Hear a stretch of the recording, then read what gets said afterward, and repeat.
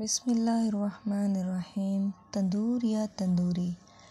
ایک زمانہ تھا، ہر گھر میں یہ ایک تندور ہوا کرتا تھا جس میں گھر کے سبھی افراد کے حساب سے روٹیاں پکائی جاتی تھیں۔ جندر کے آٹے کی الگ ہی مٹھاس ہوتی، لوگوں میں اتفاق ہوا کرتا تھا۔ پڑوسی گھرانے بھی ایک ہی تندور سے مستفید ہوتے تھے۔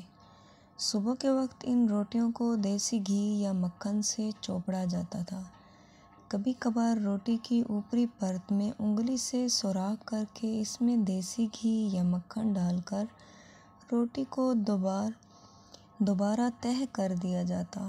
اس سارے عمل کو چونگا لگانا کہتے تھے، جو بہت ذائقے والا ہوتا تھا۔ کئی دفعہ ساری روٹی کو گرم گھی میں مسل کر چوری بنا لی جاتی تھی۔ تندور کی گرم گرم روٹیوں کے ساتھ بھنڈی، توری، بھرے کریلے، آم اور دودھ کی لسی بہت ہی مزہ دیتے۔ برسات کا موسم ہوتا تو دوپہر میں آٹے میں بیسن، پیاز اور ہری مرچ ڈال کر مسی روٹی پکائی جاتی، جو چاٹی کی لسی کے ساتھ عجب مزہ دیتی تھی۔ بعض اوقات آٹے میں گڑ ڈال کر میٹھی روٹیاں پکانے اور کھانے کا شوق پورا کر لیا جاتا۔ گھر کی چنگیر کبھی بھی روٹیوں سے خالی نہ ہوتی۔